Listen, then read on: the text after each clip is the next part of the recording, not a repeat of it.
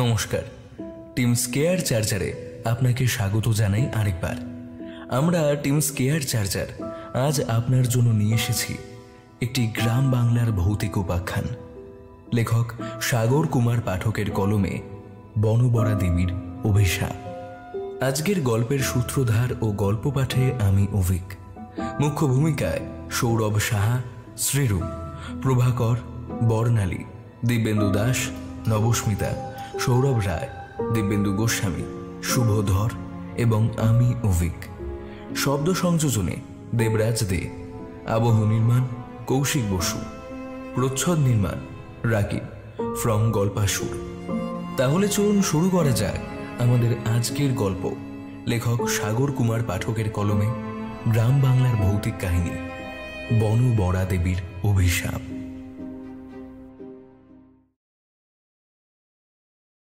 সেবারে 25শে ডিসেম্বর মঙ্গলবার পড়ায় আমি এই ছুটিতে বাড়ি না গিয়ে ঠিক করলাম শুক্রবার অফিস ছুটির পর গ্রামের বাড়ি গিয়ে একেবারে নতুন বছরে অফিস জয়েন করব। শান্তনু আমার অফিসেই চাকরি করে, আর আমারই গ্রামের ছেলে।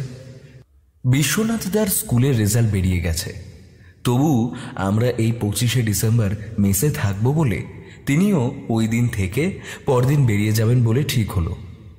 রাজর্ষির সামনে কম্পিটিটিভ পরীক্ষা, তাই পড়াশোনার জন্য সে এখন মেসেই থাকবে। আর টোটনদা আমাদের মেসের ম্যানেজার কাম প্রতিষ্ঠাতা, সারা বছর মেসেই কাটান। দুপুরে বুড়িদি জমিয়ে মাংসটা রান্না করেছিল, তাই সবাই খেয়েও ছিল প্রচুর। সবাই ভাত ঘুম দিয়ে যখন উঠল তখন আশেপাশে সন্ধ্যা ঘনিয়ে এসেছে। শীতের বেলা তাড়াতাড়ি ফুরিয়ে যায়। এমন সময় আমাদের মেসে হঠাৎ চয়নদা এসে হাজির। চয়নদা বিশ্বনাথদার স্কুলে পড়ায়, ওনার বাড়ি এই পাড়াতেই, তাই মাঝে মাঝে উনি আমাদের মেসে আসেন আড্ডা মারতে। ওনার খুব ফটোগ্রাফির নেশা, সারা বছর বিভিন্ন জায়গার ছবি তুলে বেড়ান। সেসব ল্যাপটপ খুলে আমাদের দেখান। তবে ওনার বিশেষ আগ্রহ বিভিন্ন পুরনো মূর্তি নিয়ে, অসাধারণ সেসব কালেকশন।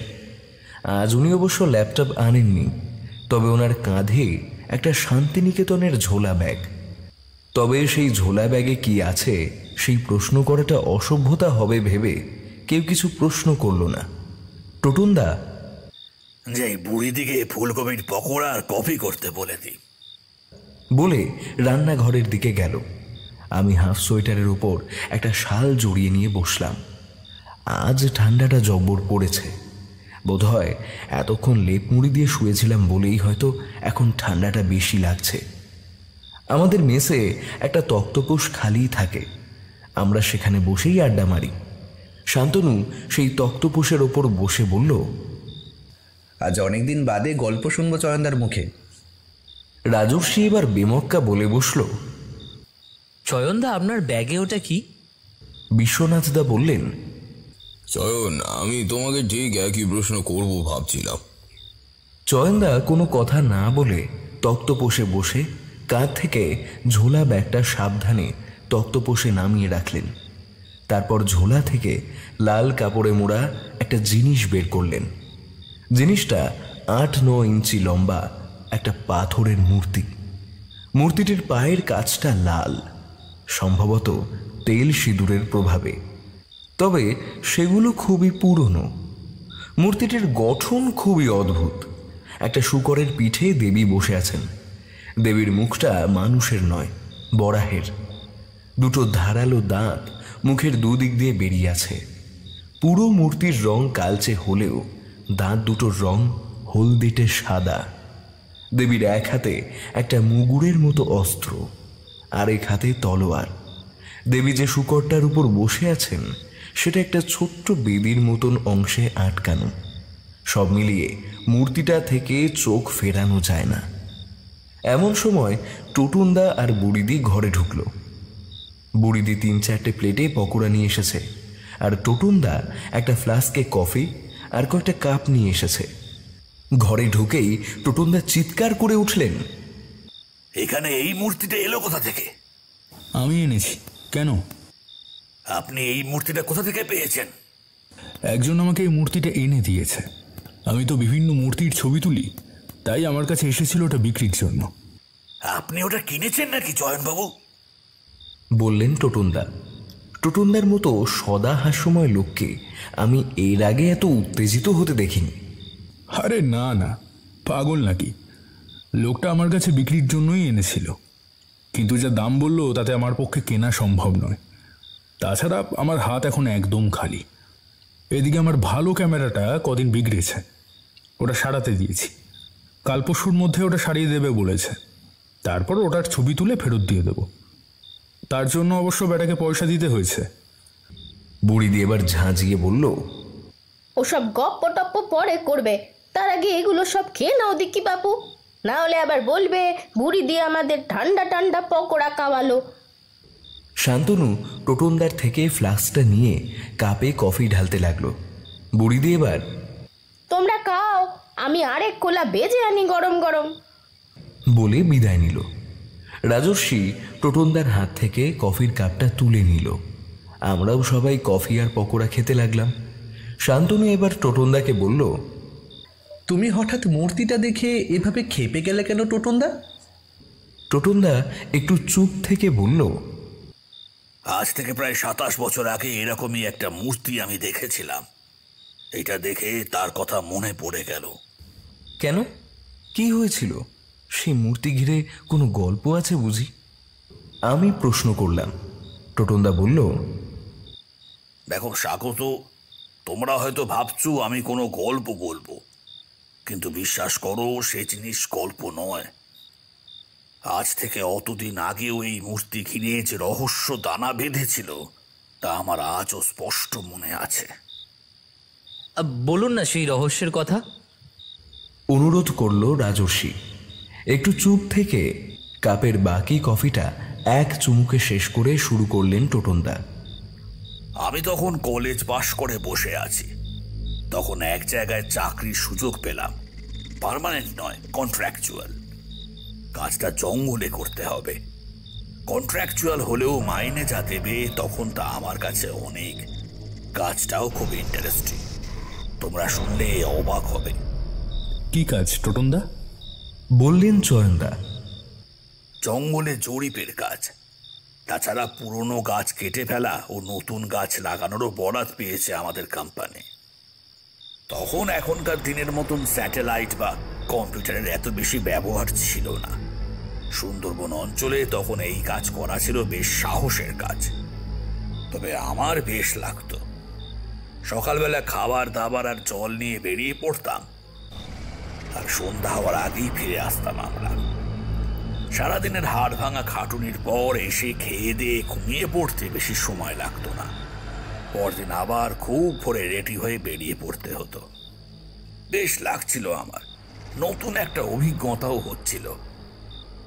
গোল বাঁধলো 1 মাস পরে। আমরা যেখানটায় কাজ করছিলাম সেটা কোর এরিয়া থেকে বেশ কিছুটা দূরে। তোমরা কোর এরিয়া কি জানো তো? যেখানে বাঘসহ বন্য প্রাণীরা থাকে আর মানুষের প্রবেশ ওখানে নিষিদ্ধ। রাজর্ষি জবাব দিল। হ্যাঁ, আমরা বাফার জোনে কাজ করছিলাম। আমরা তখন যেখানে কাজ করছিলাম সেখানে কয়েকটা ছোট গ্রামও আছে। গ্রামের কয়েকজন আমাদের সাথে লেবার হিসেবেও কাজ করতে রাজি হলো। গ্রামের অনেকেই মৌলির কাজ করে। মৌলি মানে যারা জঙ্গলে ঢুকে মধু সংগ্রহ করে। কিন্তু সে তো মাত্র 2 মাস, এপ্রিল আর মে। অন্য সময় নদী থেকে মিন আর কাঁকড়া ধরে পেট চালায় ওরা।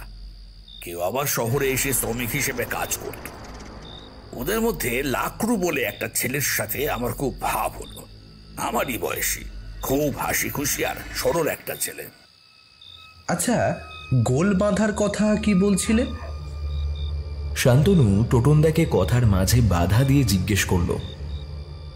হ্যাঁ, আমরা যখন কাজ করছিলাম তখন ছিল সেপ্টেম্বর মাস। এরপর শীত পড়ে যাবে, তাই কোম্পানি চাইছিল তাড়াতাড়ি কাজখানা শেষ করতে। এমনকি এর জন্য মাইনেও বাড়াতে রাজি হয়ে গেল। শুধু সকালে 1 ঘন্টা আগে কাজ শুরু করতে হবে, আর টিফিনের সময় 1 ঘন্টার বদলে আধ ঘন্টা হয়ে যাবে, আর শেষের আধ ঘন্টা বেশি সময় কাজ করতে হবে। এই সব মিলিয়ে 2 ঘন্টা অতিরিক্ত সময়ের কাজের জন্য 1.5 গুণ মাইনে পাওয়া যাবে। আমরা রাজি হলাম। ঠিক হলো আরো বেশি করে গ্রাম থেকে কাজ করা লোক নেওয়া হবে। পয়সার লোভে বেশ কিছু লোক জোগাড়ও হলো, কিন্তু একদিন দেখা গেল গ্রাম থেকে খুব কম লোক কাজে এসেছে। লাকড়ু কাজে এসেছে দেখে তাকে একটা সিগারেট ঘুষ দিয়ে জানতে চাইলাম লোক না আসার কারণ। সে বলল, গাঁয়ের অনেকে গত রাতে পুজো দিতে গিয়েছিল, তাই সকালে কাজে আসতে পারেনি। কিসের পুজো? বনবরা দেবীর। কে? বনবিবির? না না, বনবরা দেবীর। বনবিবি আলাদা, তার পূজাও আমরা করি, কিন্তু আমাদের এই 4-5টা গাঁয়ের আলাদা দেবী আছেন, তিনি হলেন বনবরা দেবী। এখন কি ওনার পুজোর সময়? না, ওনার পূজা সারা বছর হয়নি। তার পূজা হয় কেবল দেবী কুপিত হলে, না হলে আবার দেবীর অভিশাপ নেমে আসবে।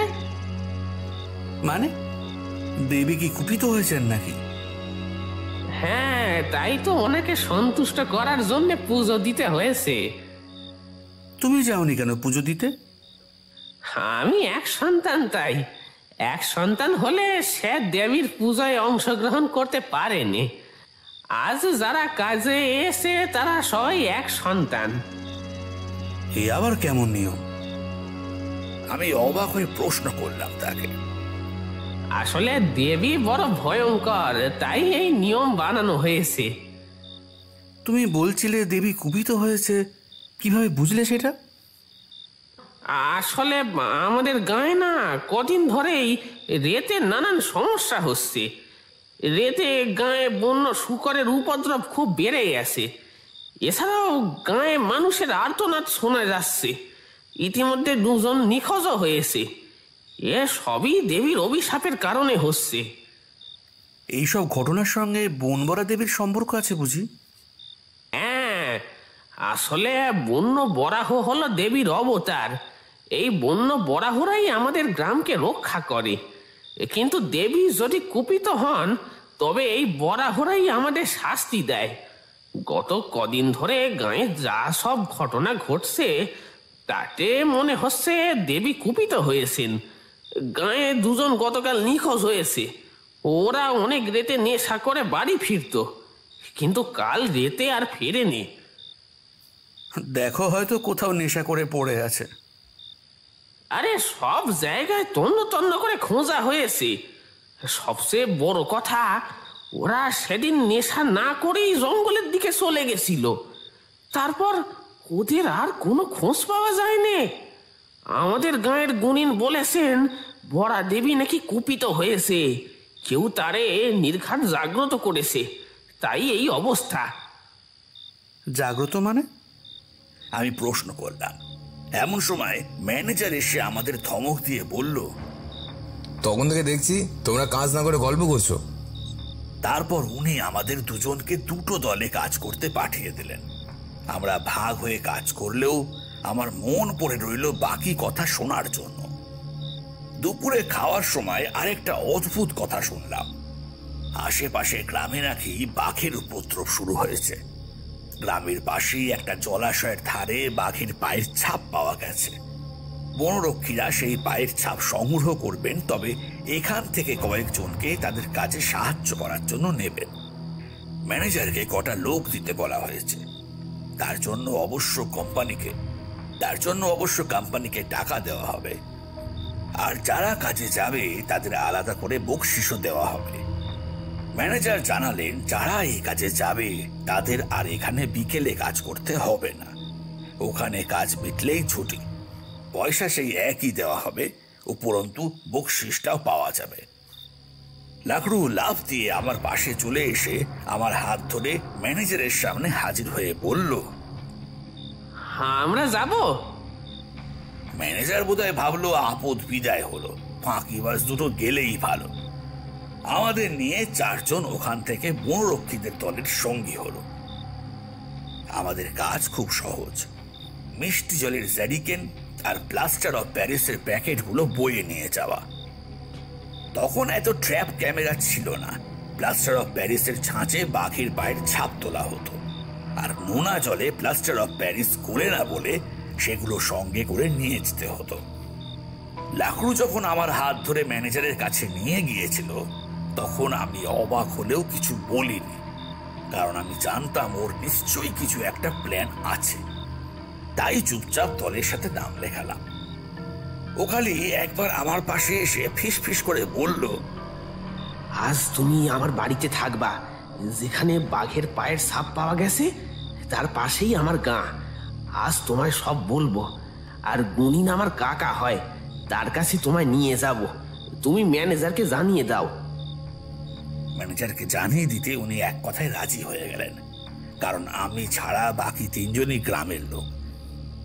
ঠিক হলো, পরদিন সকালে আমি আবার ওদের সাথে এসে কাজে যোগ দেব। আমি, লাকড়ু আর বাকি দুজন বনরক্ষীদের সাথে চললাম। জঙ্গলের মধ্যে দিয়ে প্রায় আধ ঘন্টা যাওয়ার পর একটা নালার ধারে উপস্থিত হলাম। এই নালাটার ধারেই বাঘের পায়ের ছাপ পাওয়া গেছে। জেরিকেনে আনা মিষ্টি জলে প্লাস্টার অফ প্যারিস স্কুলে বাঘের পায়ের ছাপগুলোর চারপাশে ফটোর ফ্রেমের মতো কাঠের চৌকো একটা জিনিস বসানো হলো। এরপর ওর মধ্যে প্যারিসগুলা ঢেলে দেওয়া হলো। একটু শুকনো হওয়া অবধি অপেক্ষা করে ফরেস্ট ডিপার্টমেন্টের লোকজন তাতে কিছু কোড বা চিহ্ন এঁকে দিলেন।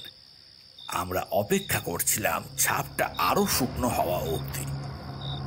সেই সময় কোনো কাজ না থাকায় লাকড়ু আর আমি একটু আড়ালে গেলাম। ও একটা বিড়ি ধরিয়ে বলল,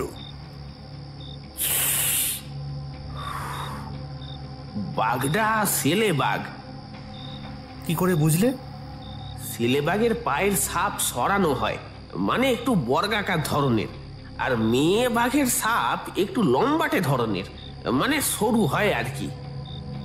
তুমি এত কিছু জানলে কি করে? আমি এর আগেও এই কাজ করেছি। জানো তো, এখান থেকে আমাদের গাঁ খুব একটা দূরে নয়। তাই নাকি? কতক্ষণ লাগবে? এই ধরো মিনিট 20 লাগবে।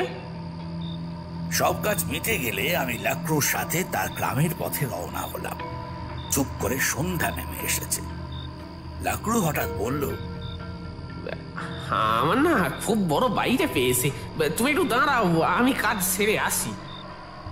বলে আমায় কিছু বলার সুযোগ না দিয়ে জঙ্গলের মধ্যে মিলিয়ে গেল। অগত্যা জঙ্গলে চুপচাপ দাঁড়িয়ে রইলাম। একটু বাদেই খেয়াল করলাম সামনের ঝোপটা যেন নড়ছে। পুরোপুরি অন্ধকার হয়ে যায়নি বলে কিছুটা দেখা যাচ্ছে।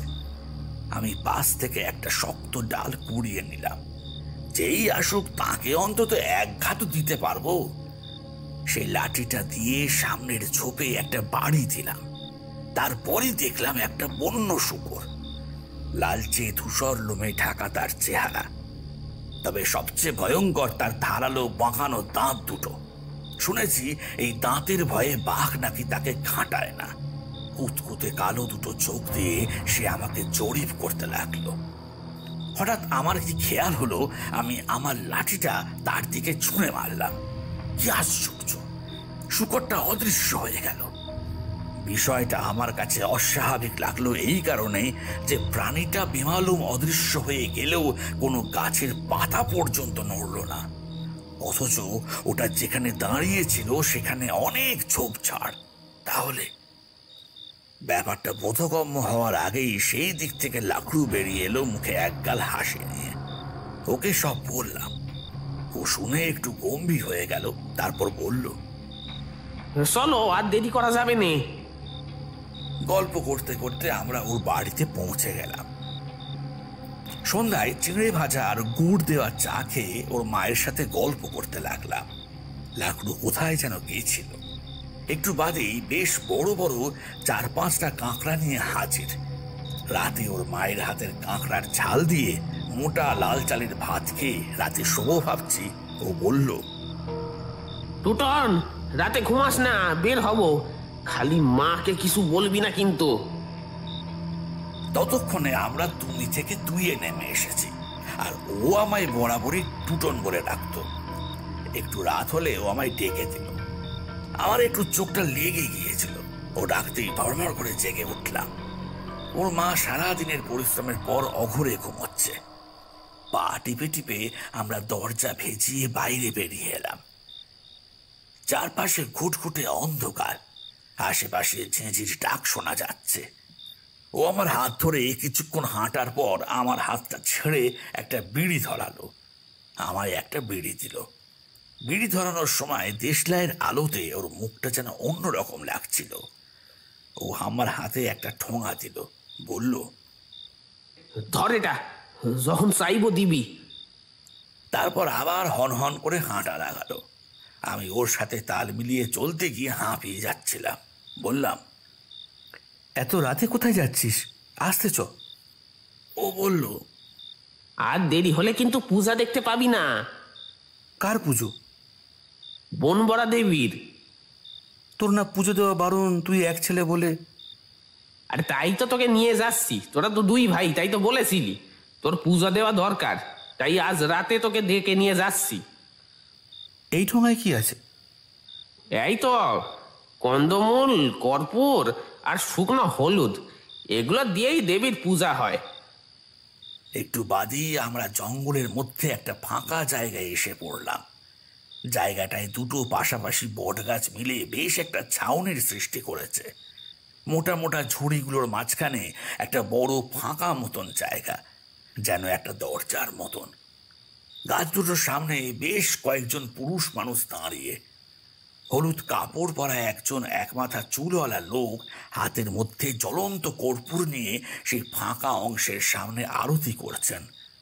লোকটার পেছনে আমরা দাঁড়িয়েছিলাম বলে তার মুখটা আমি দেখতে পাচ্ছিলাম না। লাকড়ু আমায় ফিসফিস করে বলল, আমার কাকা ডুংরি গুনিন।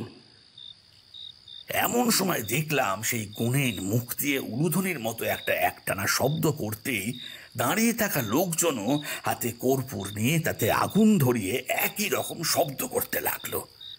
লাকড়ু আমায় কনুইয়ের ঠেলা মেরে ইশারা করতে আমিও একটা বড় কর্পূরের ডেলা বার করে নিলাম। ও তাতে আগুন ধরিয়ে দিতেই আমি সেটা হাতে নিয়ে অন্যদের মতো ওই রকম শব্দ করতে লাগলাম। কিছুক্ষণের জন্য আমি ভুলে গেছিলাম কে আমি, কি আমার বংশ পরিচয়। যেন জন্ম জন্মান্তরের মতো আমি এখানকারই বাসিন্দা, লাকড়ের আপন জ্ঞাতি। শব্দ থেমে গেলে হাতের জ্বলন্ত কর্পূর সবাই একটা মাটির সরাই দিয়ে দিল। সবার মতো দেখা দেখি আমিও তাই করলাম। দেখলাম অন্যরা আমায় দেখলেও লাকড়ুকে পাশে দাঁড়িয়ে আমায় নির্দেশ দিতে দেখে আর কিছু বলল না। এরপর সবার দেখা দেখি আমিও কন্দমূল একটা হলুদ মাটির সরাই রেখে দিলাম। গুণিন সেই সরাটা নিয়ে সেই দরজার মতো অংশটা দিয়ে ঢুকে গেল। ওনার আরেক হাতে সেই জ্বলন্ত কর্পূর দেওয়া মাটির সরার আগুনে দেখলাম এইটা আসলে একটা মন্দিরের মতো অংশ। বট গাছ দুটোর পেছনে মাটি দিয়ে ঘরের মতো অংশ তৈরি করা হয়েছে। সেই আগুনের আলোয় বনভরা দেবীর মূর্তি দেখলাম। চয়ন যেরকম মূর্তিটা এনেছে সেরকমই, তবে সেটা উচ্চতায় প্রায় 5 ফুট। এই মূর্তিটা তার মিনিয়েচার বলতে পারো। আমি প্রশ্ন করলাম, এই পুজো দিয়ে কি করলে টোটনদা? পুজো শেষ হতে মাঝরাত্রির পেরিয়ে গেল। তারপর লাকড়ু আমার সাথে ওর কাকা মানে ডুংরি গুণিনের পরিচয় করিয়ে দিল। ও মনে হয় রাতেই কাকাকে আমার শুকর দেখার কথা বলেছিল। কাকার কথা শুনে আমার তাই মনে হলো। কাকা আমাদের সবার চলে যাওয়া অবধি অপেক্ষা করতে বললেন। সবাই চলে গেলে উনি আমাদের সাথে ফেরার সময় আমার কাছে খুঁটিয়ে ঘটনার কথা জানতে চাইলেন। সব শুনে বললেন, বেটা, আমার মনে হচ্ছে তোমার সাথে বনমরা অবতারের সাক্ষাৎ হয়েছিল। লাকুড়ির মুখে শুনে আমার সেরকমই মনে হয়েছিল, তাই আমি তোমাকে পুজো দিতে বলেছিলাম এখানে। আসলে দেবী কুপিত হয়েছেন বলেই যত সমস্যা, তাই না কাকা? হ্যাঁ, আসলে কেউ দেবীকে জাগ্রত করে তার সাথে কথার খেলাপ করেছে। মানে ঠিক বুঝলাম না। এই বনবরা দেবীর একটা বিশেষ পূজা উপাচার আছে। সে বড় ভয়ঙ্কর উপাচার। কেউ চাইলে তার পরিচিত মৃত আত্মাকে দিয়ে কোনো কাজ করিয়ে নিতে পারে, তবে তার বিনিময়ে সেই মৃতের জীবিত অবস্থায় পূর্ণ হয়নি এমন কোনো কাজ করতে হয়। তবে কি সেই কাজ সেটা সেই আত্মাই বলে দেয়। দেবীর সামনে কোনো শূকরকে বলি দিতে হয়। সেই বলি হলো রক্তপাতহীন বলি। কন্দমূলে ধুতুলোর বীজের গুঁড়ো মাখিয়ে সেটা সেই শূকরকে খাওয়াতে হয়। শূকরটা মারা গেলে তারপর একটা বিশেষ মন্ত্র পাঠের মাধ্যমে সেই পরিচিত মানুষের আত্মাকে আহ্বান জানাতে হয়। সেই আত্মা সেই শূকরের দেহে প্রবেশ করে, তারপর সেই ব্যক্তির মনস্কামনা পূর্ণ করে। তারপর সেই আত্মা তার নিজের ইচ্ছার কথা সেই ব্যক্তিকে তার স্বপ্নের মাধ্যমে জানায়। তখন 3 দিনের মধ্যে সেই ব্যক্তিকে সেই ইচ্ছা পূর্ণ করতে হয়। তবে যদি সেই ব্যক্তি এই কাজ করতে স্বীকৃত না হয়, তবে সেই ব্যক্তির মৃত্যু অনিবার্য। আর তার সাথে দেবী হন কুপিত। তাকে টানা 1 মাস পুজো করে সন্তুষ্ট না করতে পারলে সেই স্থানীয় অমঙ্গল নেমে আসে। কি করে বোঝা যাবে দেবী কুপিত হয়েছেন? দেবী তখন প্রায়ই মন বড়া মানে বন্য শূকর হিসাবে দেখা দেন। তাকে দেখা যায় কিন্তু ধরা ছোঁয়া যায় না। তোমাকে নিয়ে আরো কয়েকজন একই অভিজ্ঞতার সাক্ষী হয়েছে বেটা। তাই লাকড়ুকে বলেছিলাম তোমায় নিয়ে পুজো দিতে আসতে, কারণ যাকে এই বন্য শূকর দেখা দেয় তাকে দেবীকে পুজো দিয়ে সন্তুষ্ট করতে হয়। গুনিনের কথা শুনে তারপর আমরা সেখান থেকে বেরিয়ে আসি। আমরা তখন প্রায় লাকড়ুর বাড়ির সামনে চলে এসেছি। ধীরে ধীরে নিজের বাড়ির পথে পা বাড়ালেন গুনেন। লাকড়ুর ঘরে ঢুকে যখন চাটাইয়ে শুলাম, পূব আকাশে লাল রং ধরতে শুরু করেছে। পরদিন সকালে লাকড়ু কন্দমূল সেদ্ধ এনে খেতে বলল এটা বন গড়া দেবীর প্রসাদ। তারপর কিছুটা শুকনো হলুদ আমার হাতে হলুদ সুতো দিয়ে বেঁধে বলল, তোর আর ভয় নেই। আমরা দুজনে হেঁটে কাজে এলাম। শুনলাম সেই নিখোঁজ লোক দুটোর দেহ গভীর জঙ্গলে পাওয়া গেছে। ওরা 2 ভাই জঙ্গলে পড়েছিল, পেট থেকে দুজনের দেহ চেরা। ওরা নাকি ওদের কোনো প্রতিবেশীকে জব্দ করার জন্য বনবরা দেবীকে আহ্বান করেছিল। ওদের লোকেদের কথা শুনে বুঝলাম ওরা কেউই এই 2 ভাইকে পছন্দ করতো না। এখন আরো ক্ষেপে গেছে ওদের জন্য বনবরা দেবী রুষ্ট হয়েছেন বলে। তবে সবাই এবার খুশি ওরা জব্দ হয়েছে বলে। এবার নাকি দুষ্ট আত্মা ফিরে যাবে। তবে 2 মানুষের মৃত্যুতে এত লোককে আনন্দ করতে দেখে আমার খারাপ লেগেছিল। মানুষ যতই খারাপ হোক, তার মৃত্যুতে এভাবে উল্লাস প্রকাশ করাটা শোভনীয় নয়। লাকুড়কে সে কথা জানাতে সে খালি বলল, তোমরা শহুরে লোক, তোমাদের কাছে এসব খারাপই লাগতে পারে, তবে আমাদের কাছে কিন্তু এসব ভণ্ডামও নেই। তাছাড়া অন্যের জীবনের বিষয়টাও এখানে জড়িত। তুমি বুঝবে না বাপু। আমার খারাপ লাগলো লাকড়ু এইভাবে আমার সাথে কথা বলছিল বলে। তাছাড়া হঠাৎ 2 থেকে তুমিতে চলে আসায় ওর ওপর রাগ করে আমি ম্যানেজারের কাছে চলে গেলাম। ম্যানেজার আজ কয়েকজনকে নিয়ে গভীর জঙ্গলে কিছু বুড়ো হয়ে যাওয়া গাছের মার্কিং করবে বলে ঠিক করেছিল। যদিও এই খিটখিটে ম্যানেজারটাকে আমার বিশেষ পছন্দ নয়, তবু লাকড়ুর থেকে আড়ালে থাকবো বলে আমি সেই দলে নাম লেখালাম। কিছু শুকনো খাবার আর জল নিয়ে গামবুট পরে আমরা চললাম। শুনলাম জঙ্গলের এই দিকটায় খুব শঙ্খচূড় সাপের উপদ্রব, তাই সবাই লাঠি দিয়ে জঙ্গলের মধ্যে আঘাত করতে করতে চললাম। জায়গাটা বাঘের কোর এরিয়ার একদম সীমানায়, তাই সবাই সতর্ক হয়ে এগোচ্ছিলাম। এমন সময় দেখি আমাদের সামনে একজন বুড়ো মতন লোক দাঁড়িয়ে গেলেন। ইনি খুব অভিজ্ঞ লোক, অনেক বছর ধরে জঙ্গলে আসছেন। ম্যানেজারও একে খুব খুব ভরসা করে। বুড়ো এবার ফিসফিসিয়ে বললেন, সবাই খুব হুঁশিয়ার, আমি গন্ধ পাচ্ছি। আমি বোকার মতন প্রশ্ন করলাম, কিসের গন্ধ? সুন্দর রায়ের। তারা হাম্মাক ছোড়া, না হলে মরবে। আমার খুব রাগ হয়ে গেল সবার সামনে আমাকে এভাবে বলায়।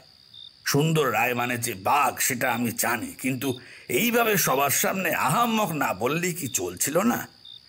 আমি ম্যানেজারকে বললাম, আমি চললাম, আপনাদের সঙ্গে আমি যাব না। ম্যানেজার প্রথমে ধমকালো, তারপর মাইনে কেটে নেওয়ার ভয় দেখালো, কিন্তু আমি অনড়। আসলে সকালে লাকড়ুর ওই ব্যবহার, পরে পুরোর সবার সামনে আমায় অপমান, মাথাটা গরম হয়ে গিয়েছিল। আসলে তখন বয়স কম, কোনো পিছুটান নেই, তাই আগুপিছু ভাবার কোনো বিষয় ছিল না। শেষে ম্যানেজার বলল যেখানে আসল কাজ হচ্ছে সেখানে কাজ করতে যেতে। আমি ফিরে গেলাম। কিছু দূর যাওয়ার পর মনে হলো তেষ্টা পেয়েছে, কিন্তু সঙ্গে জল নেই। জলের খোঁজে জঙ্গলের মূল পায়ে চলার পথ ছেড়ে ডান দিকে চললাম। কেন জানি না আমার মনে হয়েছিল এখানে গেলে জলের সন্ধান পাওয়া যাবে। মনে হলো আগের দিনে এখানে জলার ধারে বাঘের পায়ের ছাপ নিতে এসেছিলাম, তো সেই মতো চললাম। হাতের লাঠিটা দিয়ে আশেপাশে জঙ্গলে পেটাতে পেটাতে চললাম। কিছু দূর গিয়ে দেখি একটা জামরুল গাছে অনেক জামরুল ফলে আছে। আমি গাছে উঠে জামরুল পাড়তে শুরু করলাম। কয়েকটা জামরুল গাছে বসেই খেলাম। কিছুটা তেষ্টা মিটল। কয়েকটা জামরুল পকেটে ভরলাম। ভাবলাম এগুলো লাকড়ুকে দিয়ে ওর সাথে সন্ধি করে নেব। গাছ থেকে নামতে যাব এমন সময় দেখি নিচে, গাছের ঠিক নিচের থেকে একটা গড়গড় আওয়াজ আর মোটকা গন্ধ আসছে। ভালো করে তাকিয়ে দেখি হলুদ কালো ডোরাকাটা একটা প্রাণী নিচে চুপ করে দাঁড়িয়ে আছে। মনে হয় ও আমার অস্তিত্ব টের পায়নি। বাঘটা ওইখানে স্থির হয়ে দাঁড়িয়ে আছে। আমিও গাছের ওপর মরার মতো স্থির হয়ে বসে আছি। কতক্ষণ এভাবে বসে আছি জানি না। মনে মনে ঈশ্বরকে স্মরণ করলাম। কেন জানি না আমার বনবরা দেবীর নামটাই আগে মনে পড়ল। মনে মনে দেবীকে স্মরণ করছি আর বলছি, আমায় এই বিপদ থেকে উদ্ধার করো দেবী। এমন সময় চমকে দেখি বাঘের গড়গড় আওয়াজটা যেন আরো বেড়ে গেছে, যেন একটা প্রকাণ্ড হাড়ির মধ্যে দিয়ে আওয়াজটা বের হচ্ছে। বাঘের দৃষ্টি লক্ষ্য করলাম জঙ্গলের একটা নির্দিষ্ট দিকে। সেখানে তাকিয়ে আমার হাত পা ঠান্ডা হয়ে এলো। সেদিনের দেখা সেই বন্য শুকরটা। এটাকে আমি খুব ভালো করে চিনি। সেই লালচে ধূসর গায়ের লোম, ঈষৎ বাঁকানো দুটো ধারালো দাঁত আর কুতকুতে কালো চোখ।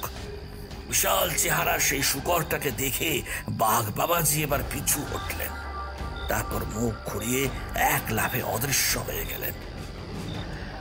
আমার মনে হলো এটার পায়ের ছাপই আমরা আগের দিন সংগ্রহ করেছি। বাঘের চলে যাওয়া দেখতে দেখতে এবার শুকরটার দিকে মুখ ফেরালাম। ও মা, কোথায় কি? আগের দিনের মতোই তিনি অদৃশ্য হয়েছেন। মনে মনে বনবরা দেবীকে অশেষ ধন্যবাদ জানিয়ে জঙ্গলের পায়ে চলা পথ ধরে কাজের জায়গায় ফিরে এলাম। লাকড়ুর কাছে গিয়ে জামরুলগুলো দিয়ে সব খুলে বললাম। সব শুনে ও আমায় জড়িয়ে ধরে বলল, তুই আবার দেবীর অবতারে দেখা পেয়েছিলি? সেই তোরে রক্ষা করেছে? তুই তো ভাগ্যবান। এবার আমার বাড়ির জন্য মন কেমনটা বেড়ে গেল। কদিন বাদেই ম্যানেজারের কাছে টাকা পয়সা বুঝে নিয়ে বাড়ি চলে এলাম। ম্যানেজারও হাঁপ ছেড়ে বাঁচলেন। মনে মনে তিনিও এটাই চাইছিলেন। আসলে আমার কেন জানি না মনে হচ্ছিল আমার এখান থেকে চলে আসাটা দরকার। আসার আগে লাকড়ু আমায় জড়িয়ে ধরে কিছুটা কাঁদলো। তখন তার মোবাইল ছিল না। লাকড়ু অনেকবার বলেছিল আমায় ওদের ওখানে যেতে, কিন্তু আমার আর যাওয়া হয়নি।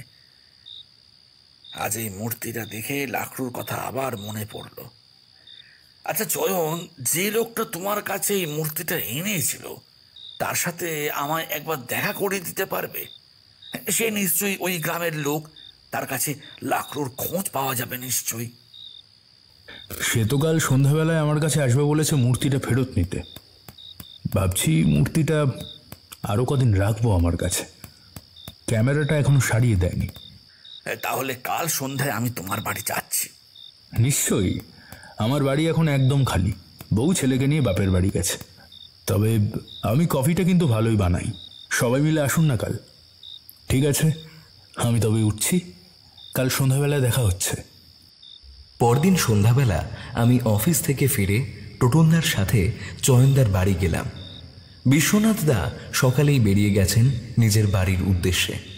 শান্তনু এই ঠান্ডায় আর বেরোবে না বলল, আর রাজর্ষি মন দিয়ে পড়াশোনা করছে বলে ওকে আর যেতে বললাম না। আসলে টোটনদার সাথে এই মেসে আমারই ঘনিষ্ঠতা সবচেয়ে বেশি।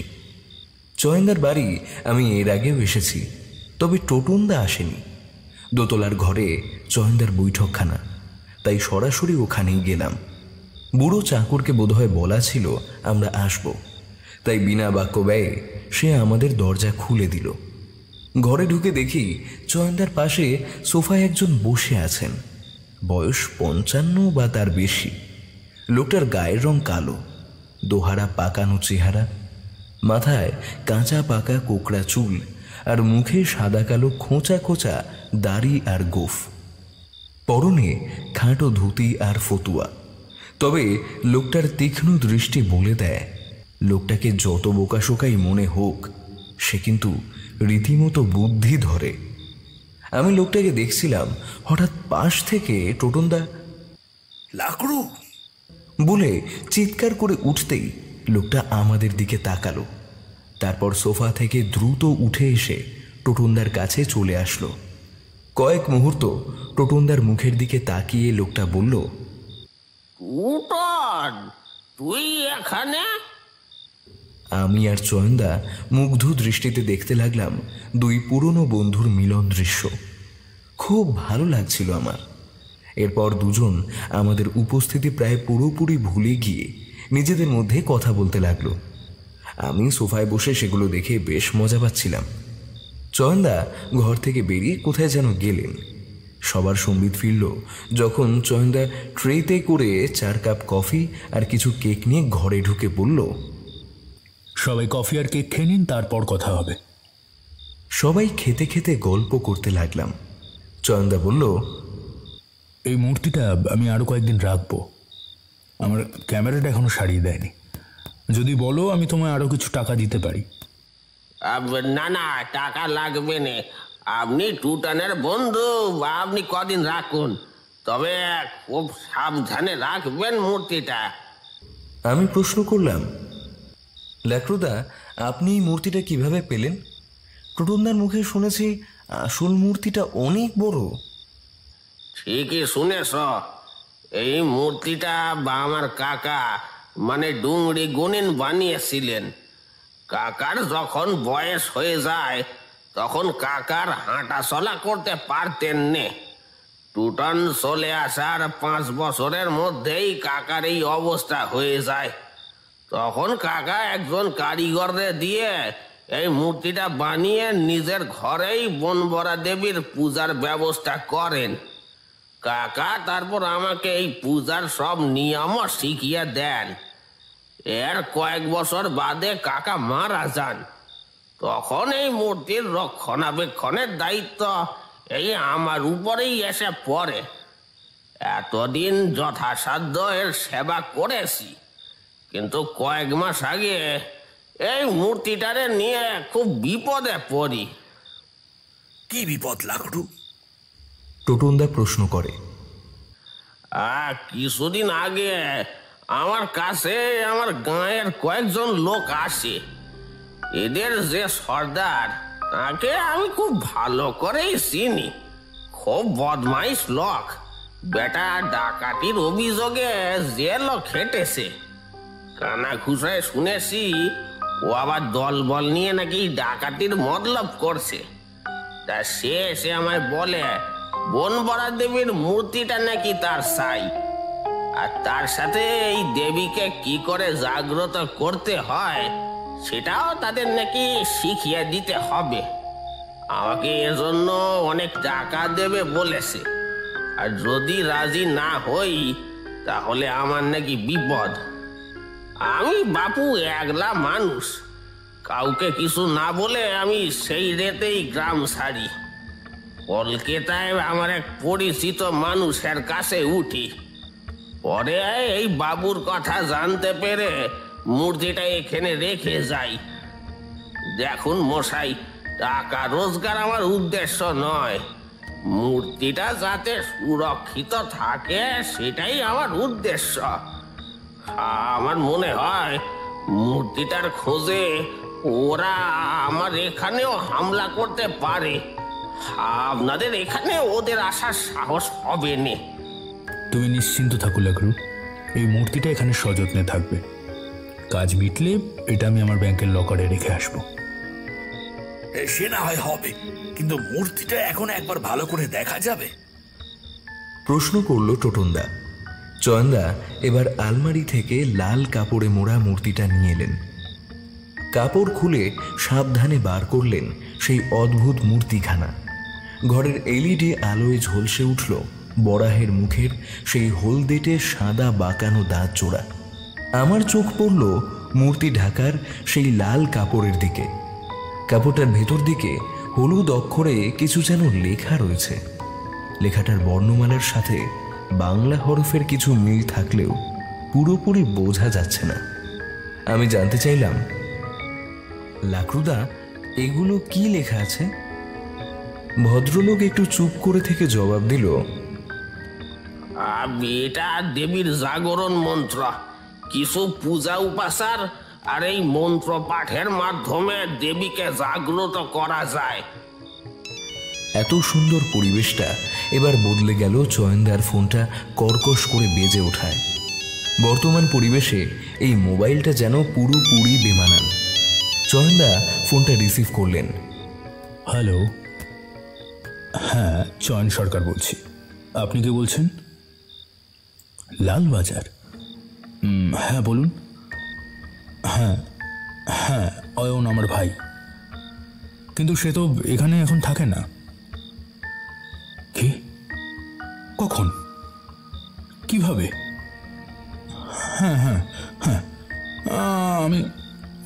আমি কাল সকালেই আসছি। হ্যাঁ। বলেই ধপাস করে সোফায় বসে পড়লেন চয়নদা।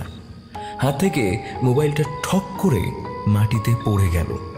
কথা বলে যা জানা গেল, চয়নদার ভাই অনেক অল্প বয়সী বাড়ি ছেড়ে চলে গিয়েছিল। অনেক খোঁজাখুঁজি করেও তার তখন সন্ধান পাওয়া যায়নি। মাস দুয়েক আগে সে হঠাৎ এসে হাজির হয় দাদার কাছে। সে নাকি এতদিন সুরাটে ছিল। সেখানে সে প্রথমে গয়নার কাজ শেখে, তারপর হিরে কাটার কাজে বেশ হাত পাকায়। তারপর এক বিরাট হিরে ব্যবসায়ীর কাছে ম্যানেজারের কাজ করেছিল। তারপর হঠাৎ একদিন বাড়ির কথা মনে পড়ায় সব ছেড়ে ছুড়ে দিয়ে কলকাতার পৈতৃক বাড়িতে চলে আসে। চয়নদা জানতেন তার ভাই বরাবর খামখেয়ালি, তাই আর অবাক হননি। এখানে এসে তিনি দাদার হাতে বেশ কিছু টাকা পয়সা তুলে দেন। তার স্ত্রী, বিশেষ করে তার 10 বছরের ছেলের সাথে তার ভাইয়ের বেশ সখ্যতা গড়ে ওঠে।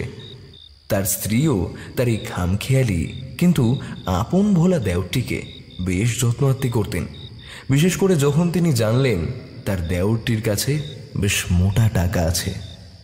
কিন্তু গোল বাঁধল 1 সপ্তাহ আগে। গুজরাট পুলিশের একটা দল স্থানীয় পুলিশকে সঙ্গে করে নিয়ে তার বাড়িতে এসে হাজির হয়। তাদের অভিযোগ, অয়ন সরকার নাকি তার মালিকের বেশ কয়েকটা দামি হিরে নিয়ে পালিয়ে এসেছে। এরপর পুলিশ সারা বাড়ি তন্ন তন্ন করে খোঁজে, কিন্তু হিরের কোনো হদিশ পাওয়া যায় না।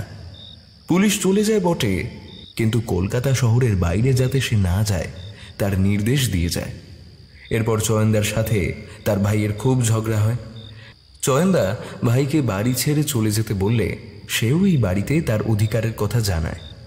এদিকে পাড়ায় এবং আত্মীয় মহলে বিষয়টা জানাজানি হয়ে যাওয়ায় ওনার স্ত্রীও দেওরকে বেশ কিছু কড়া কথা শুনিয়ে ছেলেকে নিয়ে বাপের বাড়ি চলে যান।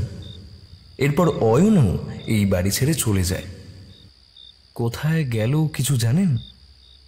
পুলিশ বলল ও নাকি শিয়ালদার কাছে একটা লজ ভাড়া নিয়েছিল। আজ বিকেলে নাকি সেখানে আত্মহত্যা করেছে, গলায় দড়ি লাগিয়ে। তবে পুলিশ অনেক খুঁজেও সেই হীরের সন্ধান পায়নি। আমাকে দেহ শনাক্ত করবার জন্য কাল সকালে ডেকেছে। আমি প্রশ্ন করলাম, আচ্ছা, এখানে যখন আপনার ভাই ছিল তখন কেউ আসতো তার কাছে, বা উনি কারো কাছে যেতেন? না না, ইনফ্যাক্ট আমার ভাই সারাদিন বাড়ি থেকে বের হতো না। আমার ছেলে জোর করলে বড় জোর সামনের পার্কে যেত ওর সাথে, কিন্তু বেশিক্ষণ বাইরে থাকতো না। আমার মনে হতো ভাই বুঝি সবসময় ভয়ে ভয়ে আছে। এমনকি কোনো মোবাইল ফোনও ব্যবহার করতো না।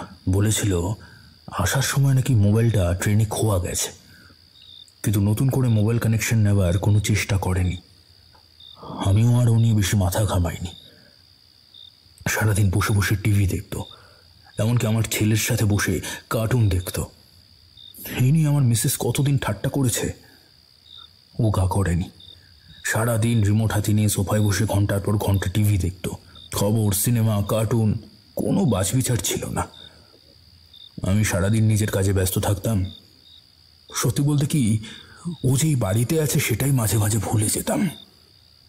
টোটনদা এবার বলে উঠল, রাত হলো, এবার বাড়ি যাই। লাকড়ু, তোর ফোন আছে? থাকলে নাম্বারটা দিস। ফোন নাম্বার নিয়ে আমি আর টোটনদা চয়নদার বাড়ি থেকে বেরিয়ে এলাম। এরপর 2 দিন টানা অফিস করে শুক্রবার গ্রামের বাড়িতে চলে গেলাম। সেখানে গ্রামের বন্ধুদের সাথে পিকনিক, হইচই, খাওয়া দাওয়া এসবের মাঝে ভুলেই গিয়েছিলাম কলকাতার মেসের কথা। 1 জানুয়ারি সকালবেলা দেখি টোটনদার ফোন। হ্যাপি নিউ ইয়ার টোটনদা। আর হ্যাপি। এদিকে চয়নের খবর জানিস? না, কেন? চয়নদার কি হয়েছে? চয়ন মারা গেছে। তুই কালকে আসবি বলেছিলি না? পারলে আজকেই চলে আয়, অনেক কথা আছে। ঠিক আছে বলে ফোন রেখে মাকে জানালাম আজই কলকাতায় ফিরে যাব। কোনো রকমে কিছু মুখে গুঁজে রওনা দিলাম কলকাতার উদ্দেশ্যে। মেসে ঢুকতে ঢুকতে বিকেল হয়ে গেল। রাজর্ষি আর টোটনদা ছাড়া মেসে আর কেউ নেই। আর হ্যাঁ, দেখি তক্তপোষে লাকড়ুদা বসে আছে। এসে শুনি ভয়ঙ্কর ঘটনা। আমরা চলে আসার পর চয়নদা নাকি লাকড়ুদাকে অদ্ভুত একটা প্রস্তাব দেয়। চয়নদার মনে হয়েছিল ওর ভাই ওই হিরেগুলো নিশ্চয়ই কোথাও লুকিয়ে রেখেছে। বনবরা দেবীকে আহ্বানের মাধ্যমে সে তার ভাইয়ের মৃত আত্মাকে ডাকতে চায়। তাকে প্রশ্ন করে জেনে নিতে চায় সে কোথায় সেই হিরেগুলো লুকিয়ে রেখেছে। এর জন্য যা যা ব্যবস্থা করতে হবে সব সে করতে রাজি আছে। এরপর লাকড়ুদার বয়ানে যা উঠে আসে তা এরকম। বাবুর কথা শুনে তো আমি হকচকিয়ে যাই। শহরের কেউ যে আমায় এই প্রস্তাব দেবে তা আমি স্বপ্নেও ভাবিনি। ওই যে বলে না, ত্বকের ভয়ে পালিয়ে সে তেঁতুল তলায় বাস, আমার হলো কিনা গিয়ে সেই অবস্থা। যেটা করতে চাই না বলে গাঁ ছেড়ে কলকাতায় এলাম, সেটাই এবার এখানে থেকে করতে হবে। প্রথমে আমি রাজি হইনি। শেষে বাবু বললেন আমায় অনেক টাকা দেওয়া ছাড়াও মূর্তিটা উনি নাকি লকারে লুকিয়ে রাখবেন, কেউ কোনোদিন এর খোঁজ পাবে না। আমি টাকা নিয়ে কিছু ভাবিনি, কিন্তু যখন শুনলাম মূর্তিটা সুরক্ষিত থাকবে আমি তখন রাজি হলাম। আর ঠিক হলো পরদিন রাতে দেবীর পুজোয় বসা হবে। বাবুর থেকে টাকা নিয়ে একটা ভালো দেখে শুয়োর কিনে আনলাম। তার সাথে ধুতরার বিষ এবং অন্যান্য যা যা উপকরণ দরকার আমি সব জোগাড় করলাম। নিচের ঠাকুর ঘরে রেতে পুজোয় বসলাম। নিয়ম মাফিক পূজায় বসার পর সেই শূকরকে ধুতরার বিষ মেশানো কদ্ম ফুল খাইয়ে বলি দেওয়া হলো। শূকরটা কিছুক্ষণ ছটফট করে তারপর নিস্তেজ হয়ে গেল। এরপর বেশ কিছুক্ষণ কেটে গেল। সেই শূকরটা দেখি আবার জেগে উঠল। বুঝলাম বাবুর ভাইয়ের আত্মা এবার শূকরটার দেহে প্রবেশ করেছে। আমি ইশারা করাতে বাবু সেই হীরের কথা জিজ্ঞাসা করলেন। শূকরটা এবার কিছুক্ষণের জন্য থমকে দাঁড়ালো, তারপর ঘর থেকে বেরিয়ে গেল। আমরাও পিছু পিছু চললাম। শূকরটা সিঁড়ি দিয়ে দোতলায় উঠে এলো। এরপর ওটা আমরা সেদিন যে ঘরে বসে কথা বলছিলাম সেই ঘরে এসে ঢুকলো। আমরা দুজন দরজার পাশে দাঁড়িয়ে রইলাম। চাকরটাকে বাবু ছুটি দিয়ে দিয়েছিলেন, তাই আমরা দুজন ছাড়া সেখানে আর কেউ ছিল না। শূকরটা এবার ঘরে এসে সোফার ওপরে রাখা টিভির রিমোটটাকে মুখ দিয়ে ঠেলা মেরে মাটিতে ফেলে দিল। বাবু এবার দৌড়ে ঘরে ঢুকে রিমোটটা হাতে তুলে নিলেন। শূকরটা এবার আবার নিস্তেজ হয়ে মাটিতে ঢলে পড়ল। বুঝলাম বাবুর ভাইয়ের আত্মা শূকরটার দেহ ছেড়ে চলে গেছে। বাবু প্রথমে রিমোটের পেছনের দিকের ব্যাটারির অংশটা খুলে ফেললেন, কিন্তু সেখানে কিছু তো নেই। এরপর বাবু দৌড়ে রান্নাঘর থেকে একটা ছুরি এনে লম্বালম্বি ভাবে রিমোটটা পাশ থেকে খুলে ফেললেন। তারপর তার ভেতরের অংশের কিছু যন্ত্রপাতি খুলে ফেলতেই সেখানে 4টে হিরে দেখা গেল। মোটর দানার সাইজের সেই হিরেগুলো ঘরের আলোয় যেন তখন ঝলসে উঠল। তার মানে এই জন্যই চয়নদার ভাই সারা দিন হাতে রিমোট নিয়ে বসে টিভি দেখতেন। আসলে টিভি দেখা নয়, রিমোটটা পাহারা দেওয়াই ছিল তার আসল উদ্দেশ্য। আমি বললাম, ঠিক তাই। হিরেগুলো পেয়ে বাবু আমাকে জড়িয়ে ধরে আনন্দে নাচতে লাগলেন। তারপর টাকা পয়সা দিয়ে বাবু আমায় বিদায় করে দিলেন। আমি সাথে করে শুকরটার মৃতদেহ বস্তায় ভরে নিয়ে চলে আসলাম। এরপর ওটাকে ধাপার মাঠে ফেলে এলাম। বাবু কথা দিলেন পরদিনই মূর্তিটা ব্যাংকের লকারে রেখে আসবেন। আমি আসার আগে বাবুকে একটা জিনিস মনে করিয়ে দিলাম, কিন্তু বাবু সেটা খুব একটা পাত্তা দিলেন না। কি কথা লাকড়ু? আত্মা যেমন যে তাকে আহ্বান করেছে তার একটা ইচ্ছা পূরণ করে, তেমনি আত্মারও কোনো ইচ্ছা তাকে পূর্ণ করতে হয়। পরে আমি এটা নিশ্চয়ই বলেছিলাম, মনে আছে টুটন? হ্যাঁ, সেটা মনে আছে। সেই আত্মাই কি তাহলে চয়নকে বেড়েছে? টোটনদা প্রশ্ন করল। সম্ভবত তাই। চয়নদা কিভাবে মারা গেছে টোটনদা? আমি প্রশ্ন করলাম। ঠিক জানি না রে স্বাগত, তবে শুনলাম পুলিশ সন্দেহ করছে কোনো বিষ জাতীয় কিছু খেয়ে ও আত্মহত্যা করেছে। তবে পোস্টমর্টেম না হলে তো কিছু বলা যাবে না। তবে পুলিশ নাকি ওর ঘর থেকে সুইসাইড নোট আর 4টে হিরে উদ্ধার করেছে। আজ খুব সকালে ওর বুড়ো চাকর দেশের বাড়ি থেকে ফিরে চয়নের কোনো সারা শব্দ না পেয়ে পাড়ার লোক জড়ো করে। তারাই পুলিশে খবর দেয়। পুলিশ এসে দরজা ভেঙে নিচের ঠাকুর ঘরে ওর মৃতদেহ আবিষ্কার করে সেই মূর্তিটার সামনে, সাথে সুইসাইড নোট আর হিরেগুলোও পায়। তবে পুলিশ কাউকে ঘরে ঢুকতে দেয়নি, তাই সেই সুইসাইড নোটে কি আছে জানা যায়নি। পুলিশ ওর দেহ নিয়ে গেছে। ওর স্ত্রী আর ছেলেও খবর পেয়ে চলে এসেছে। শুনলাম তারা থানায় গেছে। আচ্ছা স্বাগত, তোর কোনো বন্ধু পুলিশের ভালো পোস্টে আছে না? ও কিছু জিজ্ঞাসা করিস তো, ওই সুইসাইড নোটে কি লেখা আছে সেটা জানা যায় কিনা। পরদিন সোমবার অফিসে জয়েন করে কাজের চাপে চয়নদার ব্যাপারে ফোন করা হয়নি। মেসে ফিরে দেখি বিশ্বনাথ দা গম্ভীর মুখে বসে আছে। উনি আজ সকালে এসে সব জেনেছেন। উনি বললেন, আমাদের ম্যানেজিং কমিটিকে অনুরোধ করেছি আরতি মানে চয়নের বউকে যদি স্কুলের কোনো ক্লারিক্যাল পোস্টে চাকরি দেওয়া যায়। যদিও আমাদের বেসরকারি স্কুল, তবে মালিক ভালো লোক। প্রিন্সিপাল নিজে ওনাকে অনুরোধ করেছেন। টোটনদা বললেন, এখন একবার ওনার বাড়ি যাওয়া যায়? আসলে আমার একটা জিনিস জানার খুবই দরকার। ঠিক হলো 8টা নাগাদ আমি, টোটনদা আর বিশ্বনাথদা মিলে চয়নদার বাড়ি যাব। টোটনদা মোবাইলে লাকড়ুদাকেও 8টার সময় চয়নদার বাড়ি আসতে বলে দিল।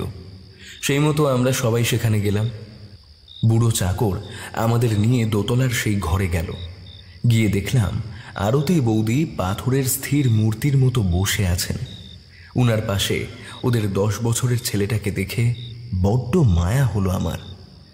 ছেলেটা বোধহয় এখনো ভালো করে বুঝে উঠতে পারেনি ওর কি ক্ষতি হয়ে গেছে। বিশ্বনাথদা স্কুলে চাকরির বিষয়টা ওনাকে জানালেন। বৌদি কোনো মন্তব্য না করে কেবল কৃতজ্ঞতার দৃষ্টিতে আমাদের দিকে তাকালেন। টোটনদা এরপর নিজের পরিচয় দিয়ে জানতে চাইলেন, চয়ন তার সুইসাইড নোটে কি লিখে গেছে আপনি জানেন? বৌদি ছেলেকে অন্য ঘরে পাঠিয়ে আলমারি খুলে কয়েকটা পাতা বার করে এগিয়ে দিল। দেখলাম ডায়েরির কয়েকটা পাতার ফটোকপি। তিনি বললেন, পুলিশ আজ সকালে এসেছিল, বলল চয়নের দেহে টাটুরির নামে এক বিষের অস্তিত্ব পাওয়া গেছে। অজান্তেই আমার মুখ দিয়ে বেরিয়ে এলো, ধুত্রুর বীজে তো ডাটুরিন থাকে। বৌদি বললেন, পুলিশ আজ আমায় জিজ্ঞাসাবাদ করতে এসে এটা দিয়ে গেছে। এটা দেখিয়ে কিছু প্রশ্ন করছিল, আমি ঠিকমতো সব উত্তর দিতে পারিনি। আপনারা কিছু বলতে পারবেন? ওনার কথা শেষ হওয়ার সঙ্গে সঙ্গেই দুজন ঘরে প্রবেশ করল। লাকরুদা আর বুড়ো চাকর। তার হাতে ট্রেতে কিছু চায়ের কাপ রাখা। টোটনদা কাগজগুলো নিয়ে জোরে জোরে পড়তে লাগলো। জীবনে আমি অনেক ভুল করেছি, কিন্তু সবচেয়ে বড় ভুল করেছি বনবরা দেবীকে আহ্বান জানিয়ে। যদিও আমাকে পই পই করে মানা করা হয়েছিল, তবু টাকার লোভে আমি সেসব শুনিনি। টাকা টাকা টাকা, আসলে বেশ কয়েক বছর হলো আমি টাকার সমস্যায় ভুগছিলাম। কিছু ধারও হয়ে গিয়েছিল। প্রাইভেট স্কুলের চাকরির সামান্য মাইনেতে ছেলে বউকে নিয়ে কলকাতা শহরের ঠিকঠাক জীবনযাপন করা যে রীতিমতো কঠিন, সেটা বেশ টের পাচ্ছিলাম আমি। এমনকি টাকার অভাবে আমার সবচেয়ে দামি আর ভালো ক্যামেরাটা সারানো হয়ে গেলেও আনতে পারছিলাম না। যদি প্রাইভেট টিউশন করতাম তাহলে হয়তো টাকার কিছুটা সুরাহা হতো, কিন্তু ছবি তোলার নেশায় আমার পক্ষে ওইভাবে বাধা ধরা টাইমে ছাত্র পড়ানো সম্ভব নয়। এই সময় আমি যখন বুঝতে পারি ভাইয়ের লুকিয়ে রাখা হিরেগুলো আমার পক্ষে উদ্ধার করা সম্ভব, তখন আমি মরিয়া হয়ে উঠি। বনবরা দেবীর আশীর্বাদে হিরেগুলো উদ্ধার করা সম্ভব হয়, কিন্তু এই আশীর্বাদই যে আমার জীবনে অভিশাপ হিসাবে দেখা দেবে তা তখন বুঝতে পারিনি। হিরে পাওয়ার পর হিরেগুলোকে আবার এক জায়গায় লুকিয়ে রেখে কলকাতার কয়েকটা হিরের দোকানে যাই এর দাম যাচাইয়ের জন্য। মোবাইলে হিরেগুলোর ছবি তুলে সেগুলো দেখিয়ে জানতে পারি এই 4টে হিরের দাম কয়েক কোটি টাকা। শুনেই মাথা ঘুরে যায় আমার। আর এখানেই আমি সবচেয়ে বড় ভুল করি। একটা বড় দোকানে আমি যখন খুঁটিয়ে এই হিরেগুলো নিয়ে প্রশ্ন করছি, তখন সাফারি স্যুট পরা সুন্দর দেখতে এক অবাঙালি ভদ্রলোক আমার সঙ্গে চেঁচে এসে আলাপ করলেন। তারপর আমি ওনার কথা মতো বিকেলে একটা কফি শপে যাই। গিয়ে দেখি ভদ্রলোকের সঙ্গে আরও দুজন স্বাস্থ্যবান লোক সেখানে বসে। তিনি আমায় জানান তিনি আসলে প্রদীপ প্যাটেলের লোক। এই প্রদীপ প্যাটেলের কাছেই আমার ভাই অয়ন কাজ করত। তিনি আমার ভাইয়ের কাছ থেকে হিরেগুলো উদ্ধার করবার জন্য পুলিশ পাঠিয়েছিলেন। এই ভদ্রলোক আমায় প্রস্তাব দেন, আমি যদি তাকে হিরেগুলো ফেরত দিয়ে দিই তার মালিক আমায় 5 লক্ষ টাকা দেবে। যদি আমি হিরেগুলো ফেরত না দিই তাহলে আমার অবস্থাও নাকি আমার ভাইয়ের মতন হবে। তাছাড়া আমার স্ত্রী সন্তানেরও ক্ষতির সম্ভাবনা আছে। আমি শুনে কি বলবো বুঝতে পারছিলাম না। তবে আমার কাছে যে হিরেগুলো আছে সেই খবর ওরা জানে। আমি তখন উপায়ন্তর না দেখে বলি, আগামীকাল আমি সিদ্ধান্ত জানাবো। ওরা আমায় সেই সময়টা দিতে রাজি হয়। সেদিন রাতের বেলা আমি একটা অদ্ভুত স্বপ্ন দেখি। স্বপ্নে দেখি সকালে দেখা লোকগুলো আমার ভাইকে চেপে ধরে হাত পা বেঁধে একটা ফাঁসির মতো দড়ি বানিয়ে ঝুলিয়ে দিল। কিছুক্ষণ ছটফট করে ভাইয়ের দেহটা স্থির হয়ে গেল। এরপর লোকগুলো ভাইয়ের হাত পায়ের বাঁধন খুলে নিয়ে দরজা টেনে দিয়ে বেরিয়ে গেল। লোকগুলো চলে যাবার পর ভাই হঠাৎ সেই ঝুলন্ত অবস্থায় চোখ দুটো খুলল। তারপর আমার দিকে জ্বলন্ত দৃষ্টিতে তাকিয়ে বলল, তোর এত লোভ? এই হিরেগুলো আমার সারা জীবনের সঞ্চয়। আমি এগুলো চুরি করিনি, কিন্তু আমার মালিকের ধারণা আমি এগুলো চুরি করেছি। তাও আমাকে এভাবে খুন করালো। আমি চাই তুই আমার মৃত্যুর প্রতিশোধ নে। এরপরে আমার ঘুম ভেঙে যায়। পরদিন স্কুলে যাওয়ার সময় দেখি সেই দুটো সন্ডা মার্কা লোক আমার স্কুলের গেটে দাঁড়িয়ে আমায় দেখে বিশ্রী হেসে কি সিদ্ধান্ত নিয়েছি জানতে চাইল। আমি সরাসরি কোনো উত্তর না দিয়ে ওদেরকে এড়িয়ে স্কুলে ঢুকলাম। তারপর লালবাজারে ফোন করে জানতে পারলাম অয়ন আত্মহত্যা করেনি। ময়না তদন্তের রিপোর্টে দেখা গেছে ওকে হাত পা বেঁধে জোর করে ফাঁসিতে ঝোলানো হয়েছিল। যে লজে ওকে খুন করা হয়েছিল সেখানে কোনো সিসিটিভি ক্যামেরা না থাকায় পুলিশ এখনো ট্রেস করতে পারেনি কে বা কারা ওকে খুন করেছে। আমি একবার ভাবলাম পুলিশকে গিয়ে সবটা খুলে বলি, কিন্তু তাহলে আমার 5 লাখ টাকা হাতছাড়া হয়ে যাবে। তাছাড়া ওরা যে তার বদলা নেবে না তার কি গ্যারান্টি আছে? পরদিন সকালে জানতে পারলাম আরতির বাপের বাড়িতে নাকি রনিকে একজন সুন্দর দেখতে সাফারি স্যুট পরা অবাঙালি ভদ্রলোক একটা দামি খেলনা গিফট করে বলেছে আমি নাকি সেই লোকটার বন্ধু।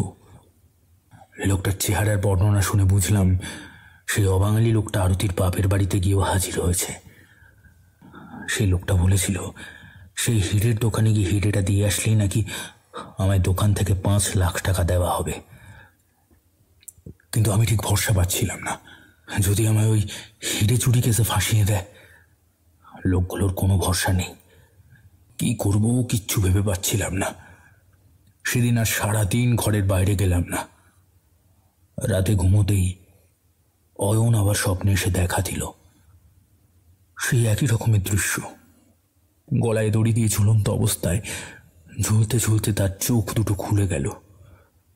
উফ উফ উফ, কি বিভৎস সেই দৃষ্টি! আজকে যেন আর অনুরোধ নয়, কড়ার নির্দেশ তার গলায়। আমায় তার মৃত্যুর বদলা নিতে হবে যে করেই হোক। কিন্তু আমি একজন খুব সাধারণ মানুষ, কি করে এর বদলা নেব? আর এতে যে আমার পরিবারেরও ক্ষতির সম্ভাবনা আছে। কিন্তু ভাইয়ের সেই রক্তচক্ষু আমাকে সারা রাত ঘুমোতে দিল না। সারা রাত আমি অনেক চিন্তা করলাম। শেষে ঠিক করলাম আমার পরিবারকে বাঁচাতে নিজেকে শেষ করে দেব। পরিবারকে বাঁচানোর জন্য এছাড়া আমার কাছে আর কোনো উপায় নেই। সেই সঙ্গে জানিয়ে যাব কারা আমার ভাইকে খুন করেছে। তাদের চাপেই আমি মানসিকভাবে ভেঙে পড়ে এই চরম পথ বেছে নিয়েছি। আমার কাছে এখনো কিছুটা ধুতরোর বীজ রয়ে গেছে। আমার আর আমার ভাইয়ের মৃত্যুর জন্য প্রদীপ প্যাটেল আর তার লোকজনই দায়ী। নিজে আমি যে হিরের গয়নার দোকানের নাম লিখে দিয়ে যাচ্ছি, তাদের কাছে খোঁজ করলেই শয়তানগুলোর খোঁজ পাওয়া যাবে। আশা করি পুলিশ এবং প্রশাসন দোষীদের উপযুক্ত শাস্তি দেবে। আর বনবরা দেবীর মূর্তিটা আল্লাহকে ফেরত দিয়ে দিও। আমি চাই ওটা যথাস্থানে ফিরে যাক। আর আরতি, পারলে আমায় ক্ষমা করে দিও। ইতি, জয়ন সরকার। চিঠির নিচে একটা ডায়মন্ড মার্চেন্ট দোকানের নাম ঠিকানা লেখা। সবাই নিস্তব্ধ হয়ে টোটনদার কথাগুলো শুনছিল। আরতি বৌদি বললেন, পুলিশ আজ সন্ধেবেলা ফোন করে জানিয়েছে লোক 3টে ধরা পড়েছে। খবরের কাগজে অয়নের দেহের সাথে হিরে পাওয়ার খবরে ওরা নাকি থানায় গিয়েছিল হিরের দাবি নিয়ে। তখনই পুলিশ ওদের গ্রেপ্তার করেছে। ওরা চয়নকে ভয় দেখাবার কথা স্বীকার করলেও অয়নকে খুনের কথা এখনও স্বীকার করেনি। তবে পুলিশ বলছে খুব শিগগিরই এর প্রমাণ জোগাড় করে ফেলবে। এ মা, আপনাদের চা তো ঠান্ডা হয়ে গেল, দাঁড়ান আরেকবার চা করতে বলি। না না, সেসব দরকার নেই। এত রাতে আর আপনাকে কষ্ট করতে হবে না। শুধু একটাই অনুরোধ, বনবরা দেবীর মূর্তিটা দিন, ওটা লাকড়ো নিয়ে চলে যাবে, বললেন টোটনদা। বৌদি শুনে ঘর থেকে নিচে গেলেন। একটা ভালো খবর আছে, যারা আমাকে মূর্তিটা দেবার জন্য ধমকাচ্ছিল তারা ধরা পড়েছে। এক জায়গায় ডাকাতি করতে গিয়ে দলটা গ্রামবাসীর প্রতিরোধের মুখে পড়ে। ওদের সর্দার গণপিটুনিতে মারা গেছে। সে ধরা পড়ে যাওয়ার আগে বন্দুক চালাতে গিয়ে সেটা কাজ না করায় আর গুলি চলেনি। তখন গ্রামবাসী তাকে আর তার সাগরেদদের ধরে ফেলে। সর্দার মারা গেলেও বাকিরা আদমরা হয়ে পুলিশের জিম্মায় আপাতত আছে। বাকিরা পালিয়ে গেলেও তাদের আর খোঁজ পাওয়া যায়নি। তাহলে কি তুমি মূর্তিটা নিয়ে গ্রামে ফিরে যাবে? আমি প্রশ্ন করলাম।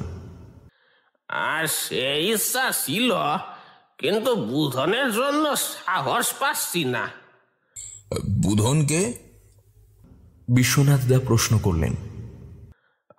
বুধন হলো আমার কাকা ডুংরি গুনিনের ভাগ্নে। ছোটবেলা থেকেই সে নেশা ভাঙ করত, বদ সঙ্গে মিশত, তাই কাকা তাকে বেশি পাত্তা দিত না। তার খুব ইচ্ছা ছিল কাকার কাছে গুনিনের কাজ শেখার, কিন্তু কাকা তাকে ভরসা করত না বলে কাছে কিছুতেই ঘেঁষতে দিত না। বরং কাকা আমাকেই সেসব শিখিয়ে যান, তার নিজের ছেলে না থাকায়। সেসব নিয়ে বুধন আমার সাথে অনেক অশান্তি করেছে। শেষে এক সময় ডাকাত দলে নাম লেখায়। আমার ধারণা ওই সর্দারকে এই বনবরা দেবীর কথা ওই জানিয়েছে। এই মূর্তি যদি ওর হাতে পড়ে তাহলে কিন্তু মহা মুশকিল হবে। এমন সময় আরতি বৌদি লাল কাপড়ে ঢাকা মূর্তিটা নিয়ে ঘরে ঢুকলেন। লাকড়ুদা মূর্তিটা সযত্নে হাতে তুলে নিল। টোটনদা বললেন, আপনার কাছে পরিষ্কার কোনো কাপড় হবে? আর একটা মোমবাতি আর দেশলাই। বৌদি মাথা নেড়ে আবার ঘর থেকে বেরিয়ে গেলেন। টোটনদা বললেন, এই মন্ত্র লেখা লাল কাপড়টা আমি পুড়িয়ে ফেলতে চাই। তোর কোনো আপত্তি আছে লাকড়ু? হ্যাঁ, সেই ভালো। টুটন, তুই কাপড়টা পুড়িয়ে দে, তাহলে বুধন এই মূর্তি পেলেও কিছু করতে পারবে না। এমন সময় বৌদি ঘরে ঢুকে বললেন, এই যে মোমবাতি দেশলাই, আর এটা একটা নতুন কুশাসন ছেলের জন্য আনা ছিল, আমি আবার আনিয়ে নেব। লাকড়ুদা সেই কুশাসনটা নিয়ে লাল কাপড় থেকে মূর্তিটা বার করে তাতে জড়িয়ে নিলেন। এরপর লাল কাপড়টা তুলে দিলেন টোটনদার হাতে। টোটনদা ততক্ষণে দেশলাই জ্বালিয়ে মোমবাতিটা জ্বালিয়ে দিয়েছেন। এরপর সেই জ্বলন্ত মোমবাতির ওপরে মন্ত্রলেখা লাল কাপড়টা ধরতেই সেটা ধপ করে জ্বলে উঠল। সারা ঘর ভরে উঠল কর্পূর আর হলুদের একটা তীব্র গন্ধে। আমার বেশ ভয় ভয় করছিল। লাকড়ুদা দেখলাম বের করে অজানা ভাষায় মন্ত্রোচ্চারণ করছেন। একটু পরেই লাল কাপড়টা পুড়ে ছাই হয়ে গেল। আমরা সবাই বেরিয়ে এলাম চয়নদার বাড়ি থেকে। টোটনদা বলল, বিশ্বনাথ, তুমি মেসে ফিরে যাও, আমাদের একটু কাজ আছে, আমরা একটু রাত করে ফিরব। আর হ্যাঁ, বুড়িদিকে বলে যেও লাকড়ু আজ রাতে মেসে খাবে। স্বাগত, তুই একটা ক্যাব বুক কর। বিশ্বনাথদা চলে যেতে আমি টোটনদাকে বললাম, কোথায় যাবে? টোটনদার কথা মতো গাড়িটা যেখানে থামালাম সেটা দ্বিতীয় হুগলি সেতুর মাঝ বরাবর একটা জায়গা। ড্রাইভারকে বললাম একটু অপেক্ষা করতে, কারণ আমরা এই গাড়িতেই ফিরব। তিনজনে গাড়ি থেকে নেমে এসে দেখলাম আশেপাশে রেলিং দিয়ে ঘেরা, নিচে হুগলি নদী বয়ে যাচ্ছে। টোটনদা, জয় মা বনবরা দেবীর জয়, জয় মা বনবরা দেবীর জয় বলে মূর্তিটা মোড়ানো অবস্থাতেই রেলিং টোপকে ছুঁড়ে দিলেন। লাকড়ুদা আবারও সেই বিড়বিড় করে মন্ত্রপাঠ করে যাচ্ছেন, আর আমি যথারীতি চুপচাপ দাঁড়িয়ে আছি। এরপর আমরা তিনজনে গাড়িতে উঠে বসলাম। টোটনদা বলল, এরপর তোর ওই ভাই মন্ত্রটা জানতে পারলো, মূর্তিটা না পেলে কিছু করতে পারবো না। আমি বললাম, আচ্ছা লাকড়ুদা, তোমার গ্রামের ওই আসল মূর্তিটা কি হলো? কাকা যখন এই ছোট মূর্তিটা বানিয়ে নেন, তখন মন্দিরের দরজার অংশটা কাকার নির্দেশে মাটি দিয়ে গেঁথে বন্ধ করে দেওয়া হয়, যাতে আর কেউ ওখানে পূজা না করতে পারে। শোন লাকড়ু, আমার ইচ্ছা নেই তুই আর গ্রামে ফিরে যাস। দেখ, আমারও বয়স হচ্ছে। আমি বেশ কদিন ধরে ভাবছিলাম একজন বিশ্বস্ত লোক রাখবো যে আমার ব্যবসার কাজে সাহায্য করতে পারবে। অবশ্য তোকে এর জন্য খুব বেশি মাইনে দিতে পারবো না, তবে তোর থাকা খাওয়ার দায়িত্ব আমার। আমার মেসের খালি তক্তপোষটায় এবার থেকে তুই থাকবি। এই রাজি তো? না, একটা বিড়ি খাওয়া। লাকড়ুদা নিজে একটা বিড়ি ধরিয়ে টোটনদাকেও একটা দিল। আমার বেশ মজা লাগছিল লাকড়ুদা আমাদের সঙ্গে থাকবে বলে। প্রায় 11টায় মেসের দরজায় ক্যাব থেকে নামলাম। জঙ্গলের মধ্যে এদিকটায় অনেক দিন কেউ আসে না। বুধন আর কয়েকটা ছেলে মিলে সেখানে বসে নেশা করছিল। বুধন নেশা জড়ানো গলায় বলল, সালা লাকড়ুটা মামার ঘর থেকে বন মরা মুখটা নিয়ে পালিয়েছে। শুনেছি সালা নাকি কলকাতায় গিয়ে লুকিয়েছে। নেহাত পুলিশের ভয়ে লুকিয়ে আছি, তাহলে সালাকে টের পাই দিলাম বুধন জিনিসটা কি। তবে মামার ঘর থেকে একটা জিনিস পেয়েছি বটে। কে জিনিস ওস্তাদ? মামার পুঁথি। এখানে সব মন্ত্র টন্ত্র লেখা আছে, বুঝলি? কিছু কিছু কাজ আমিও জানি। খালি মূর্তিটা একবার হাতে পায়, সর্দার কোথায় আগে সোনা দানা লুকিয়ে সব যেন সব। এমন সময় দলের একটা লোক টলতে টলতে জঙ্গলের এক ধারে এগিয়ে গেল প্রকৃতির ডাকে সাড়া দিতে। হঠাৎ লাফিয়ে পিছিয়ে এসে বলল, ওটা কি ওস্তাদ? বট গাছটার পাশে ওখানটা পেশাব করতে গিয়ে দেখলাম একটা বুনো শুয়োর আমার দিকে তাকিয়ে আছে। মনে হলো ওটা আমার উপর খুব রেগে গেছে। মাতাল বলে বুধন হাতের বল্লমটা নিয়ে সেদিকে এগিয়ে যায়। তারপর সঙ্গীকে বলে, কোথায় তো শুয়োর? সালা তুই নিজে একটা শুয়োর, তাই সব জায়গায় শুয়োর দেখিস? এমন সময় জঙ্গলের ঝোপঝাড় থেকে উঁকি মারে লালচে কালো ধূসর লোমে ঢাকা প্রাণীটা। এই অন্ধকারেও স্পষ্ট দেখা যাচ্ছে তার হলদেটে সাদা বাঁকানো দাঁত জোড়া। তার কালো কুতকুতে চোখের দৃষ্টি এখন বুধনের দিকে। বুধন ভয় পেলেও সেটা মুখে প্রকাশ করল না, বরং সঙ্গীদের কাছে নিজেকে সাহসী প্রমাণ করার জন্য দেখাচ্ছি মজা বলে বল্লমটা ছুঁড়ে মারল প্রাণীটার দিকে। মুহূর্তের মধ্যে সেটা ভোজবাজির মতো মিলিয়ে গেল। বুধনের ছোঁড়া বল্লমটা লক্ষ্যভ্রষ্ট হয়ে গেঁথে গেল বটগাছের পাশে একটা জায়গায়।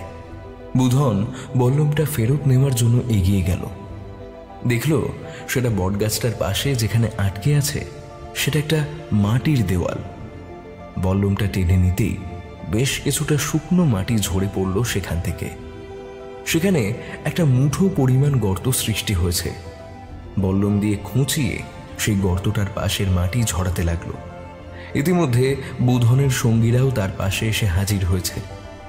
ওস্তাদের নির্দেশে তারাও তাদের হাতের অস্ত্র দিয়ে সেখানকার মাটি সরাতে লাগলো। কিছুক্ষণের মধ্যেই সেখানে একটা মানুষ ঢোকার মতো গর্ত তৈরি হলো। এরপর বুধন পকেট থেকে একটা দেশলাই বার করে একসাথে 3-4টে কাঠি বার করে ফস করে আগুন জ্বালিয়ে সেই গর্ত দিয়ে ভেতরে প্রবেশ করল। তার পিছু পিছু আরো 2জন দেশলাই জ্বালিয়ে সেখানে ঢুকল। বুধন চিৎকার করে উঠল, এই তো বন মরা দেবীকে পেয়েছি। এবার সর্দারের হাত থেকে ডেকে জেনে নেব লুকোনো সোনাদানা কোথায় আছে। যাই বন মরা দেবী যায়। সবাই সমস্বরে বলে উঠল, যাই বন মরা দেবী যায়। তারা কেউ লক্ষ্য করল না এই অন্ধকারে তাদের ঠিক পিছনে এসে দাঁড়িয়েছে লালচে কালো লোমে ঢাকা একটা দাঁতালো বন্য শূকর।